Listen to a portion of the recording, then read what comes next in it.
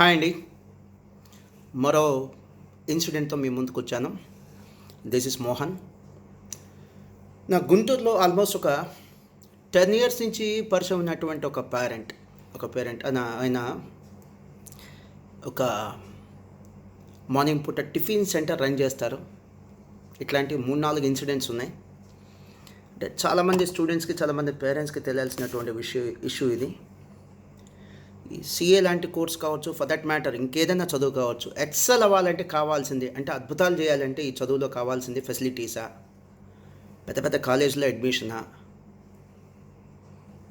డొనేషన్లు కట్టి ఏదైనా యూనివర్సిటీలో సీట్లు తెచ్చుకోవాలా, లేదా స్టూడెంట్కి సపరేట్గా ఒక ఏసీ రూము, ప్రైవేట్గా తను చదువుకోవడానికి ఒక స్టడీ రూము, రావడానికి పోవడానికి కావాల్సినటువంటి పికప్కి ఒక కారు, తన పనులన్నీ చేసి పెట్టడానికి ఒక డొమెస్టిక్ సర్వెంట్, అవసరమైతే అర్థం కాలేదంటే మళ్ళీ హోమ్ ట్యూషన్స్, ఇవే నాకు కావాల్సింది. పోనీ ఇవన్నీ ఉన్నవాళ్ళు ఈ సిఏ లాంటి ఒక చిన్నపాటి ఛాలెంజింగ్ కోర్సు లేదా సిఏ లాంటి ఒక ప్రొఫెషనల్ కోర్స్ పాస్ అయిపోతున్నారా? కాదు కదా. మరి ఏముండాలి? ఎస్, ఇవి ఉంటే ఉండొచ్చు, బట్ వీటి వల్ల అయితే పాస్ అవ్వరు. ఫెసిలిటీస్ వల్ల సిఏ లాంటి కోర్సు, ఐఏఎస్ లాంటి కోర్సు, ఇంజనీరింగ్, ఐఐటి లాంటి కోర్సులు అయితే పాస్ అవ్వరండి. కావాల్సిందేంటి? వాడికి ఒక ఆకలి కనిపించాలి, నేర్చుకోవాలనే ఆకలి, కసి, నేను సాధించాలనేటువంటి కసి. ఇప్పుడు సపోజ్ మీరు ఒక బిజినెస్ స్టార్ట్ చేశారు, లేదా కొత్తగా ఒక జాబ్లో జాయిన్ అయ్యారు, అక్కడ ఆపర్చునిటీ ఉంది ఓ ప్రమోషన్కి. ఆ ప్రమోషన్ అనే ఆపర్చునిటీ కోసం ఎలా వర్క్ చేస్తారండి? లేదా బిజినెస్ స్టార్ట్ చేశారు, సక్సెస్ కావాలి బిజినెస్ అని ఎలా వర్క్ చేస్తారు? అటువంటి ఒక ఆకాంక్ష, అటువంటి ఒక కసి, ఆ బర్నింగ్ డిజైర్. సో ఫెసిలిటీస్ వల్ల చదువు రాదు, ఫెసిలిటీస్ వల్ల ర్యాంకులు రావు, ఫెసిలిటీస్ వల్ల అద్భుతాలు చేయలేరు. చేయరని నేను చెప్పట్లా, చేయలేరు. ఫెసిలిటీస్ మే సపోర్ట్ అండి, బట్ ఫెసిలిటీస్ ఒక్కటే ఈ అద్భుతాలు చేయడానికైతే ఉపయోగపడవు. సరే, ఇక ఇప్పుడు నేను చెప్పే 2-3 చిన్న ఇన్సిడెంట్స్ అండి. శ్యామలా నగర్లో ఉంటారు వాళ్ళు. నాకు ఎగ్జాక్ట్ లొకేషన్ ఏంది నాకు చెప్పడం ఇష్టం లేదు, ఎందుకంటే పేరెంట్ ఒక ఐడెంటిటీ బయటపడింది. ఇందులో తప్పేం లేదు కానీ, బట్ పేరెంట్ అని ఫీల్ అవుతాడో, లేకపోతే నాకు స్పెసిఫిక్ రీజన్స్ కూడా లేవు, చెప్పకూడదు ఏం కాదు, చెప్పకూడదు ఏం లేదు. నిజం చెప్పాలంటే చాలా గొప్ప అచీవ్మెంట్ గురించి చెప్తున్నాను నేను. సో శ్యామలా నగర్ దగ్గర మేబీ అప్రాక్సిమేట్లీ పట్టాపురం దగ్గర అనుకోండి, ఒక టిఫిన్ సెంటర్ రన్ చేస్తారు. సో రీసెంట్గా వచ్చినటువంటి సిఏ రిజల్ట్స్లో మా అమ్మాయి బోత్ గ్రూప్స్ రాసింది సార్, బోత్ పాస్ అయిపోయింది అని ఒక స్వీట్ బాక్స్ తీసుకొని వచ్చాడు. నేను చాలా సర్ప్రైజ్ అయ్యాను, ఎందుకంటే అదే రోజు వచ్చిన రిజల్ట్స్లో ఎంతో ఖర్చు పెట్టి కావాల్సిన దానికంటే ఎక్కువ ఫెసిలిటీస్ ఇచ్చి, వాడు కింద దిగితే ఎక్కడ అలసిపోతాడో అని చెప్పి అన్నీ టేబుల్ దగ్గర తెచ్చిపెట్టి చూసుకున్నటువంటి పేరెంట్స్ ఉన్నారు. వాళ్ళు పాస్ అవ్వలేదు. కానీ ఒక టిఫిన్ సెంటర్ అంటే ఏమొస్తుందండి, ఒక బాగా సంపాదించే వాళ్ళు కూడా ఉన్నారు టిఫిన్ సెంటర్స్లో, ఒక సీఏల కంటే, ఇంజనీర్ల కంటే, డాక్టర్ల కంటే, లాయర్ల కంటే. అలాంటి సంపాదన పనులు అయితే వీళ్ళు కాదండి. మిడిల్ క్లాస్ లేదా అబవ్ మిడిల్ క్లాస్ ఫ్యామిలీ. నాకు తెలుసు, వాళ్ళ ఇల్లు తెలుసు, వాళ్ళ ఇంట్లో ఉండేటువంటి సపోర్టింగ్ ఫెసిలిటీస్ ఏంటి, ఎమ్యూనిటీస్ ఏంటి తెలుసు. సో బోత్ గ్రూప్స్ అయిపోయింది. సో కావాల్సిన ఫెసిలిటీసా, చదువుకోవాలనేటువంటి ఒక బలమైన ఆకాంక్ష, ఒక బర్నింగ్ డిజైర్ అంటే అబ్సల్యూట్లీ బర్నింగ్ డిజైర్ అంటే. Facilities May support you, but that doesn't ensure A success అండి. దానివల్ల సక్సెస్ అయితే గ్యారంటీగా వచ్చిందని గ్యారంటీ లేదు, అన్లెస్ మీకు ఆ బర్నింగ్ డిజైర్ ఉంటే తప్ప. అలానే నాకు పేరు చెప్పడం ఇష్టం లేదు, ఊరు కూడా చెప్పను. ఆంధ్రప్రదేశ్లోనే ఒక ప్రముఖ ఇండస్ట్రియలిస్ట్ అండి. సిఏ ఫైనల్ ఎక్కడెక్కడో చదివించి క్వాలిఫై కాకపోతే మాస్టర్ మైండ్స్లో కొద్ది కేర్ తీసుకుంటారు. ఇక్కడ ఎగ్జామినేషన్స్ ఉంటాయి, కోచింగ్ కూడా అన్ని సబ్జెక్ట్స్కి తీసుకోలేదట తను. కొన్ని సబ్జెక్ట్స్కి అయితే అసలు ఓన్ ప్రిపరేషన్, కొన్ని సబ్జెక్ట్స్కి కోచింగ్ తీసుకున్నాడు కానీ రెగ్యులర్గా క్లాసెస్కి అటెండ్ అవ్వాలి. సో నా దగ్గర తెచ్చిపెట్టారు. నేను చెప్పాను, సార్ గతం గురించి పూర్తిగా వదిలేయండి, తన ఆర్టికల్షిప్ కూడా అయిపోయి 1 year అయింది. అట్లీస్ట్ 1 year ఏంటి, అప్రాక్సిమేట్లీ 2 years అయింది. అట్లీస్ట్ మీరు ఒక 1 year నాకు సరెండర్ చేస్తే నేనే తోమి చదివించను. ఒక 7th class పిల్లోడ్లాగా చదివించడం సాధ్యం కాదు. ఈ సిఏ ఫైనల్, అది కూడా ఆర్టికల్షిప్ అయిపోయి 2 years అయింది. తనకు తానుగా వాలంటరీగా సరెండర్ అయితే ఇక ఎక్సెల్ లైక్ ఎనీథింగ్. నేను కూర్చోబెట్టి చదివించే చదువు ఇది కాదు, అలా చదివించినా వచ్చే చదువు కాదు. సో ఓ 6 months పాటు నాకు కోచింగ్కి వదిలేయాలి, నేను కోచింగ్ పంపిస్తాను, మా దగ్గరే మాస్టర్ మైండ్స్లో కోచింగ్ పంపిస్తాను. ఆ తర్వాత ఒక 3 months నుంచి 6 months, that depends upon his performance. Revision exams and study hours ఉంటాయి సార్ అన్నాను. మోహన్ గారు, మీరు మా వాడిని ఆ సీఏ ఫైనల్ కంప్లీట్ చేయించేస్తే కనుక మీ వాళ్ళు పైన కౌన్సిలింగ్లో ఫీజు చెప్పారు సార్, ఐల్ పే 10 times అన్నాడు. లేదు సార్, అక్కర్లేదు, ఇది ఒక ఛాలెంజింగ్ అడ్మిషన్గా నేను తీసుకుంటాను. మీరు చాలా చోట్లకి వెళ్ళారు, ఈవెన్ టు అదర్ స్టేట్స్ చదివించారు. నాకు ఇది ఒక ఆపర్చునిటీ. మీ ఊర్లో గొప్పగా మీరే చెప్తారు కదా, పాస్ అయితే మాస్టర్ మైండ్స్లో పాస్ అయ్యాడని. నాకు ఇది ఒక ఆపర్చునిటీ అనుకుంటాను సార్, ఛాలెంజింగ్గా తీసుకుంటాను అన్నాను. అడ్మిషన్ తీసుకునే ముందు అయితే టు బీ వెరీ హానెస్ట్ అండి, చాలా భయపడ్డాను. ఎందుకంటే చాలా పెద్ద పొలిటికల్ సర్కిల్స్ నుంచి నాకు 2 or 3 కాల్స్ అయితే వచ్చినాయి. మోహన్ గారు, చాలా కావాల్సిన వాళ్ళు మాకు, బాబుని కేర్ తీసుకోండి, చాలా మంచివాడు ఇట్లా చెప్తూ కాల్ చేశారు.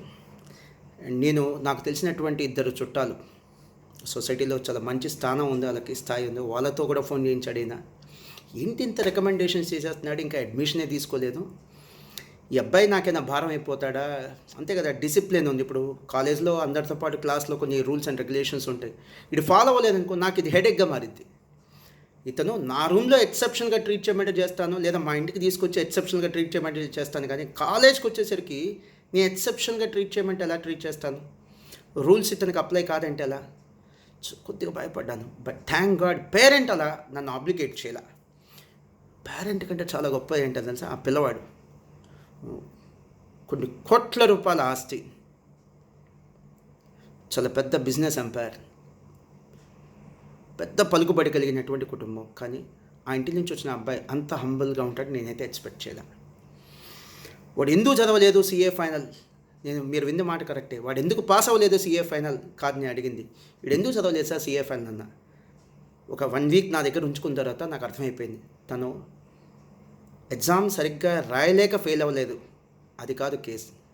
వాడు సరిగ్గా అసలు చదవలేదు, సీరియస్గా చదవలేదు. క్వశ్చన్ అర్థమైందా మీకు? వీడు ఎందుకు పాస్ అవ్వలేదు సీఏ ఫైనల్ అని అడగల వాళ్ళ నాన్ని. 1 week తర్వాత తను కలిసినప్పుడు నేను అడిగిన ఫస్ట్ క్వశ్చన్, వీడు ఎందుకు పాస్ అవ్వలేదు సీఏ ఫైనల్, అది కాదు నేను అడిగిన క్వశ్చన్. వీడు ఎందుకు చదవలేదు సీఏ ఫైనల్? నిజంగా చెప్తున్నాను, వాడు సీరియస్గా చదవలేదు, అసలు ఇంట్రెస్ట్ చూపిస్లా. రీజన్స్ నాకు తెలియదు, నేను అడిగినా కూడా చెప్పలే. కాకపోతే ఒక 1 week తర్వాత ఒక సెల్ఫ్ అసెస్మెంట్కి వచ్చి అప్పుడు నేను అడిగాను, నీకు ఇంట్రెస్ట్ ఉంటేనే ఇక్కడ ఉండమ్మా, నీ ఫీజు గురించి అసలు వరీ అవ్వద్దు, మీ నాన్న 10 times ఫీజు ఇస్తానంటే నేను 1 time ఫీజు చాలని చెప్పాను. నేను is prepared to make a payment for 10x, అంత రెడీగా ఉన్నాడు. సో నువ్వు ఫీజు గురించి వరీ అవ్వద్దు, సో ఇక్కడ మిగతా విషయాల గురించి నువ్వు ఆలోచించవద్దు, నువ్వు ఎందుకు చదవలేదు చెప్పమ్మా అని ట్రై చేసినా కూడా చెప్పలేదు. తను ఇక్కడ 1 year ఉండటానికి వాళ్ళ నాన్నగారు స్పెండ్ చేసింది ఏమిటో చెప్తానండి. ఒక కార్, మరి కొత్తగా కొని ఇచ్చారు లేదా పాత కార్ తెచ్చి ఇక్కడ ఇచ్చారో తెలియదు, ఒక డొమెస్టిక్ సర్వెంట్. అలానే ఒక అపార్ట్మెంట్, నాకున్న ఇన్ఫర్మేషన్ ఏంటంటే వాళ్ళు ఒక అపార్ట్మెంట్ కొన్నారు, 1 year తర్వాత వెళ్ళిపోయేటప్పుడు డిస్పోజ్ చేసి వెళ్ళిపోదామని ఒక అపార్ట్మెంట్ కొన్నారు, అద్దెకి తీసుకోలేదు, కొన్నారు. సో ఇలా గారాబం చేసి కావాల్సిన దానికంటే ఎక్కువ ఫెసిలిటీస్ ఇచ్చేటువంటి, మర్చిపోయాను, అబ్బాయి అయితే పాస్ అయ్యాడు. అతను పాస్ అయింది ఈ ఫెసిలిటీస్ వల్ల కానే కాదు నాకు తెలుసు. నాతో పాటు 1 year తను ట్రావెల్ చేశాడు, చాలా నంబర్ ఆఫ్ టైమ్స్ నేను మాట్లాడాను. He so humble, down to earth. చాలా అనీజీగా ఫీల్ అవుతాడు కార్లో తెచ్చి డ్రాప్ చేసిన, వీళ్ళ నాన్నగారు ఈ స్థాయి గల మనిషి అని చెప్పినా చాలా అనీజీగా ఫీల్ అవుతాడు. నిజంగా అదృష్టవంతులు అంటే వాళ్ళ అమ్మా నాన్న, అంత హంబుల్గా ఉండేటువంటి పిల్లవాడు పాస్ అయ్యాడు. బట్ ఇతను పాస్ అయింది ఈ ఫెసిలిటీస్ వల్ల కాదు, ఇదివరకు తనకి చదవాలనేటువంటి ఆసక్తి కలగలేదు, రీజన్ తెలియదు, నేను చాలాసార్లు ట్రై చేశాను.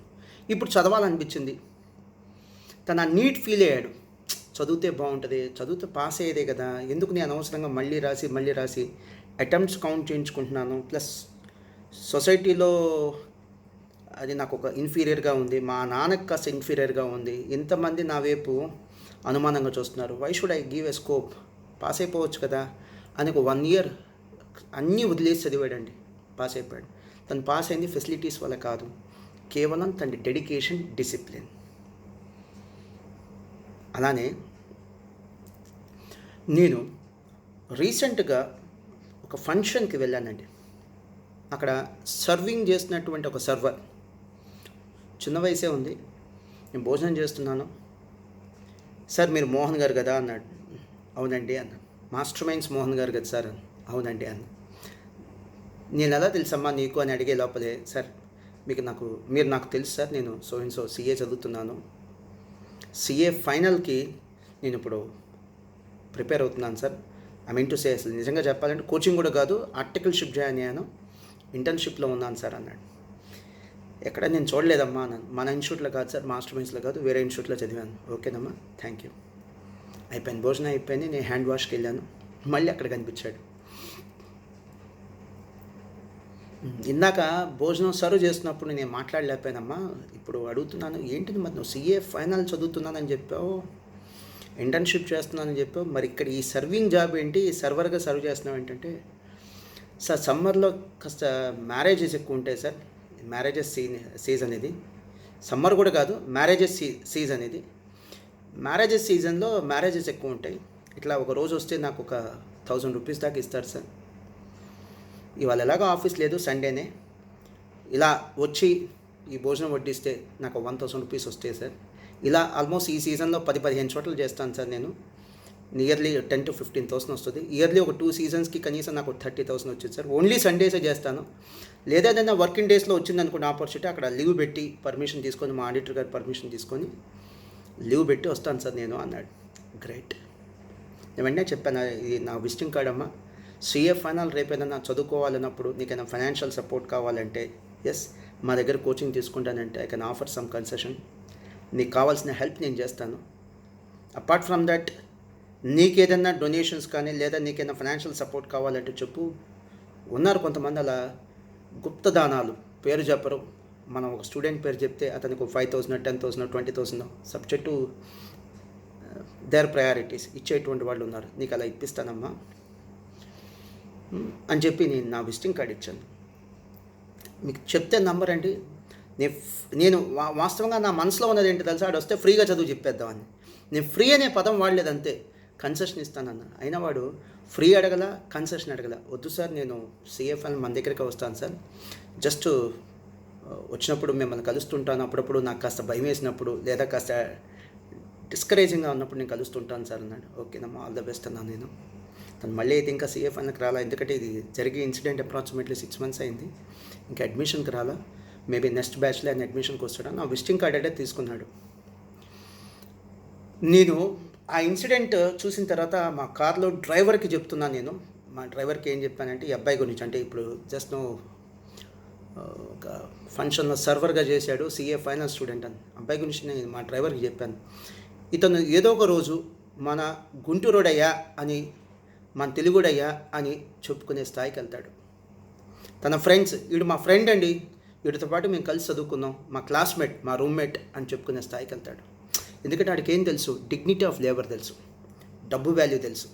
మనం హెల్ప్ చేస్తానో, వద్దు సార్ నేను కష్టపడతానని చెప్పి చాలా హంబుల్గా సాఫ్ట్గా నో అన్నాడు. కష్టం విలువ తెలుసు, డబ్బు విలువ తెలుసు. సినిమా థియేటర్కి వెళ్తే ఈరోజున పిల్లలకి 300 or 500 రూపీస్ పెట్టేసి ఒక పాప్కార్న్ టబో లేకపోతే ఇంకేదైనా స్నాక్స్ కొనుక్కోవడం చాలా ఈజీ. ఒక కోక్ 150 or 200 రూపీస్ కొనేస్తున్నారు, చాలా ఈజీ. బట్ ఆ 250 లేదా 150 సంపాదించడం ఎంత కష్టమో నాకు తెలిసి ఈ సోకాల్డ్ రిచ్ ఫ్యామిలీస్లో పుట్టి పెరిగినటువంటి ఈ సోకాల్డ్ రిచ్ క్లాస్ పిల్లలకి అసలు తెలియదండి. సో వీడికి ఆ కష్టం విలువ తెలుసు. ఇందాక చెప్పాను కదా, వీడు మా తెలుగోడో లేదా మా గుంటూరోడో, మా ఊరు అబ్బాయి అని చెప్పుకునే స్థాయికి వెళ్తాడు. మా రూమ్మేట్, మా క్లాస్మేట్, మా బెంచ్ మేట్ అని చెప్పుకునే స్థాయికి వెళ్తాడు. సో దేవుడు తన్ని చాలా ఉన్నత స్థితికి తీసుకెళ్ళాలని కోరుకుంటున్నానండి. All the best. Thanks a lot. చివరిగా కంక్లూడ్ చేసే ముందు, నేను ఒక ప్రొఫెషనల్ స్పీకర్ అయితే కాదు. ఎక్కడైనా తప్పు చెప్పినా లేదా గొప్పగా చెప్పపోయినా దయచేసి క్షమించండి. అండ్ బేసికల్గా ఈ వీడియోస్ చేసింది మా ఫేస్బుక్లో అప్లోడ్ చేయడానికో, యూట్యూబ్లో అప్లోడ్ చేయడానికో, వాడితో డబ్బు సంపాదించడానికో, లైకులు కొట్టించుకోవడానికో, కామెంట్లు కొట్టించుకోవడానికో లేదా నేమ్ అండ్ ఫేమ్ సంపాదించడానికో, క్రేజ్ సంపాదించడానికో కానే కాదండి. మా స్టూడెంట్స్ని ఎన్లైట్ చేస్తుంటాను.